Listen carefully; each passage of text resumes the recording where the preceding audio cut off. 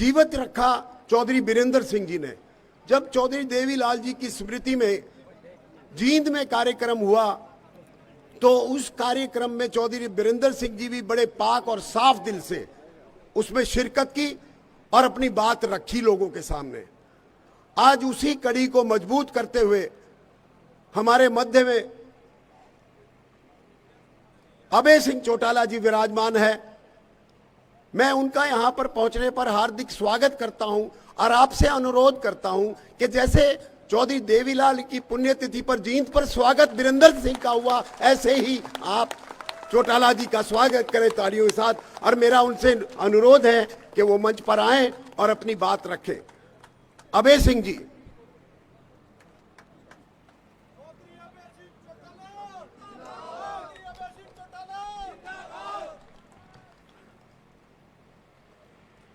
आदर और सम्मान के योग आज के इस समारोह के प्रभारी श्री रामविलास शर्मा जी, आज चौधरी वीरेंद्र सिंह जी के जन्म दिवस पे आज उनको बधाई देने के लिए आए हुए अलग अलग राजनीतिक दलों से मंच पे बैठे हुए सभी राजनेतागण, खाप पंचायतों से आए हुए सारे खापों के प्रतिनिधिगण, सामाजिक संगठनों से चौधरी साहब को उनके जन्म दिवस के ऊपर मुबारक देने पहुंचे हुए सभी सम्मानित साथियों, आज इलाका से आए हुए चौधरी वीरेंद्र सिंह जी के प्रति अपनी श्रद्धा, अपना प्रेम और अपना आशीर्वाद देने के लिए आए हुए आदरणीय बुजुर्गों, नौजवान साथियों, सम्मान के योग्य माताओं, बहनों, पत्रकार, छायाकार दोस्तों, मैं भी आज जहाँ चौधरी साहब को जन्मदिवस की हार्दिक शुभकामनाएं देने के लिए आया हूँ, जहाँ मैं अपनी तरफ से, अपने परिवार की तरफ से, अपने पार्टी की तरफ से आपको आपके जन्मदिवस की हार्दिक शुभकामनाएं देता हूँ। परमपिता परमात्मा से प्रार्थना करता हूँ कि आपकी आयु लंबी हो, आप लोगों की जहाँ सामाजिक सेवा कर रहे हो, जहाँ अपने राजनीति में रह करके प्रदेश के लोगों के लिए अच्छे फैसले लिए, आपने लोगों के दिलों में अपनी जगह बनाई। आज 50 वर्ष आपने अपने राजनीति के पूरे किए और मेरे से पहले रामपाल माजरा जी कह रहे थे कि चौधरी वीरेंद्र सिंह ने फैसला लिया है कि अब मैं चुनाव नहीं लड़ूंगा। चौधरी साहब राजनीतिक आदमी, एडवोकेट, डॉक्टर और अध्यापक कभी भी रिटायर्ड नहीं हुआ करते। रिटायर्ड तो वो लोग होते हैं जो समाज में अपनी पहचान खो बैठते हैं। आपने समाज में बहुत बड़ी पहचान बनाई है। आपके इस राजनीतिक अनुभव का अब आने वाली जो पीढ़ी है उसको आपकी उस प्रेरणा की बहुत ज़रूरत है। इसलिए हम आपसे कहना चाहेंगे कि आप फैसला तो अपनी मर्जी से ले, लेकिन लोगों की भावनाओं से, जो आज आपके प्रति इतनी बड़ी संख्या में आज आपके प्रति जो प्रेम भाव, जो श्रद्धा लेकर के आए, उनसे जरूर पहले पूछ लें कि मुझे क्या फैसला करना चाहिए। मैं तो आपसे यही निवेदन करूंगा,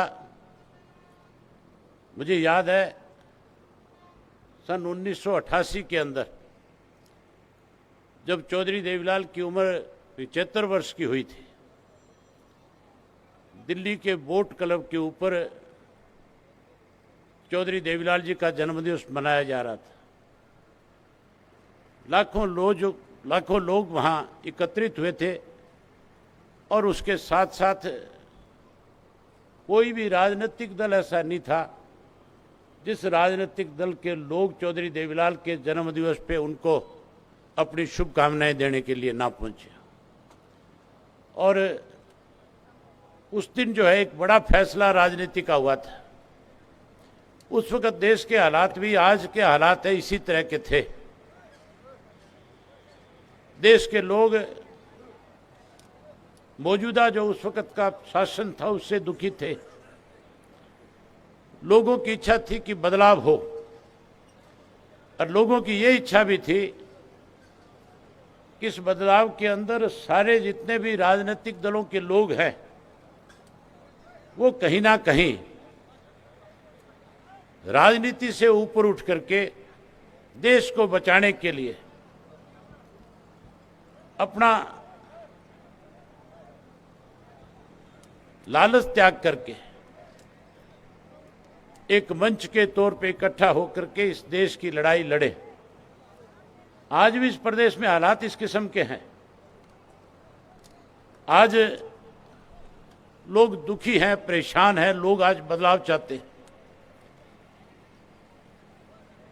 उदाहरण आपके सामने कोरोना की महामारी, उदाहरण आपके सामने इस देश के अंदर कृषि के जो 3 काले कानून बनाए गए थे, किस तरह से 1 वर्ष तक लोग जो है अपना घर बार, परिवार, खेत, बच्चे सब छोड़ करके गर्मी सर्दी हर मौसम में एक लड़ाई लड़ रहे थे। और उस लड़ाई में कहीं आपने भी राजनीति से ऊपर उठ करके उस आंदोलन को समर्थन किया था, उस आंदोलन के लोगों में एक विश्वास पैदा किया था। आप जैसे लोगों ने जब उस आंदोलन को समर्थन दिया तो आंदोलन मजबूत हुआ, लोगों का विश्वास बढ़ा और जिन लोगों ने ये कानून बनाए थे उन्हें मजबूर होकर के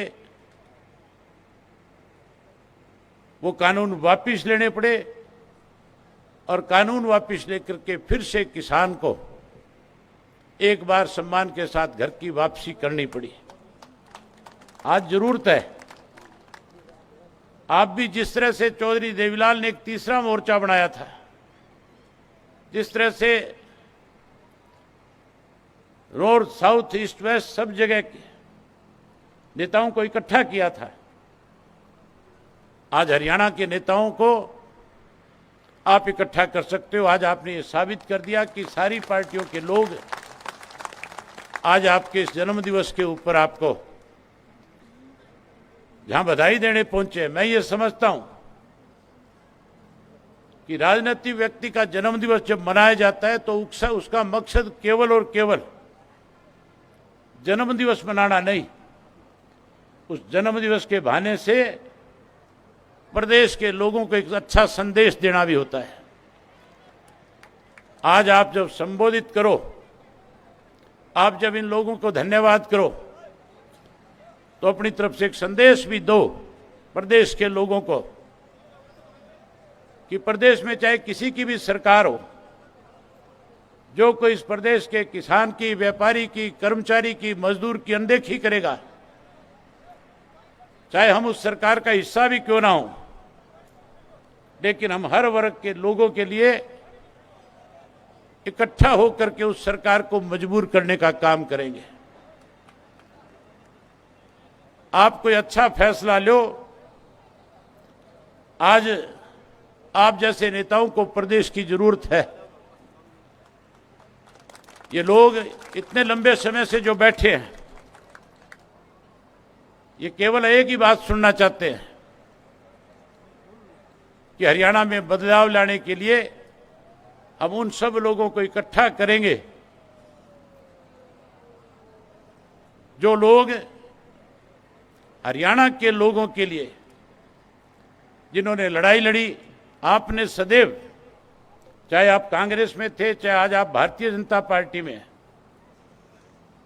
जब कभी भी सरकारों ने कोई गलत फैसले किए, आपने उसका विरोध किया। आप सदा अपने राजनीतिक जीवन में आपने संघर्ष किया, और जब जब भी आपने सच्चाई के रास्ते पे चले, मेरे से पहले कई साथी कह रहे थे कि आपका मुकाम कोई और था, आपको प्रदेश की बागडोर मिलनी चाहिए थी, लेकिन उसके बीच में कुछ चापलूस किस्म के लोग जो थे वो कहीं ना कहीं रोड़ा बनते आए। चौधरी साहब, जिस मुकाम की बात उन लोगों ने करी, मैं एक बात खुल करके कहना चाहूंगा, मुख्यमंत्री का पद कोई मायने नहीं रखता। मुख्यमंत्री इस देश के अंदर अलग अलग प्रदेशों में बहुत लोग बने हैं। मुख्यमंत्री ऐसे लोग भी बने हैं जिनको लोग आज शक्ल से भी नहीं जानते,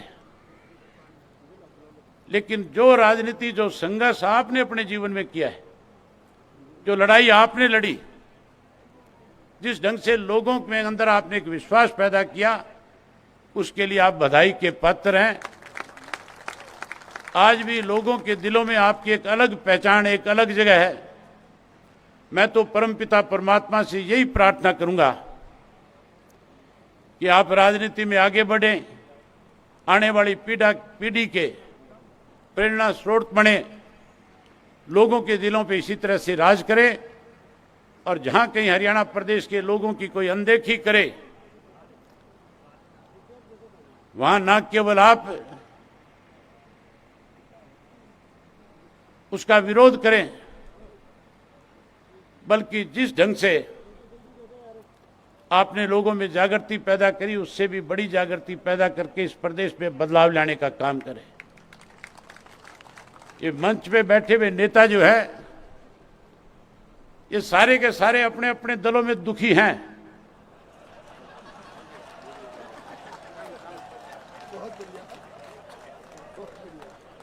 ये कह नहीं सकते, ये मजबूर है, लेकिन इन सब की इच्छा है कि कोई इनका नेतृत्व करने वाला बने।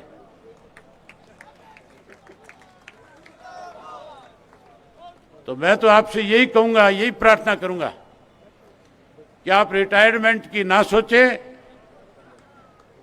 और इस प्रदेश के अंदर तीसरे मोर्चे की अगवानी करें, तीसरा मोर्चा बनाएं, और तीसरा मोर्चा बना करके प्रदेश के लोगों में एक विश्वास पर पैदा करके 2024 के अंदर जैसे पंजाब में एक बहुत बड़ा बदलाव आया, उस तरह का बदलाव लाने का काम करें। अभी मेरे से पहले सुशील गुप्ता जी बोल करके गए थे। बड़ी हैरानी की बात है, हमारे एक कहावत है, वो लग ला के डड्डू कंध चढ़ा के भाषण देंगे, कहेंगे कि आपका सपना पूरा करेंगे, आप आओ, लेकिन आपकी बात सुने भी नहीं चले गए। ख्वाब दिखाने वाले बहुत आएंगे, लेकिन आपका राजनीतिक जीवन बहुत बड़ा रहा है। कोई भी फैसला लेने से पहले लोगों की जो भावनाएं हैं, मैं उम्मीद करूंगा कि आप उनकी भावनाओं की कदर करके तीसरे मोर्चे का गठन करने में बड़ी भूमिका निभाने का काम करोगे। एक बार फिर आपको आपके जन्मदिवस पे अपनी तरफ से, पार्टी की तरफ से, परिवार की तरफ से हार्दिक शुभकामनाएं देता हूं, और परमपिता परमात्मा से प्रार्थना करता हूं कि आपकी दीर्घायु करे, आप लोगों की इसी तरह से सेवा करे। आपने मुझे आमंत्रित किया, आपका बहुत धन्यवाद। जय हिंद, जय हरियाणा। आपके मध्य में अभी अभी जगमीत जी बराड़, जो पंजाब के पार्लियामेंट के मेंबर रहे हैं, आज वीरेंद्र सिंह जी के बहुत पुराने साथी हैं, वो भी यहाँ पर आए हैं। उनका यहाँ पर स्वागत कीजिए तालियों के साथ। मेरा ख्याल आजकल वो आम आदमी पार्टी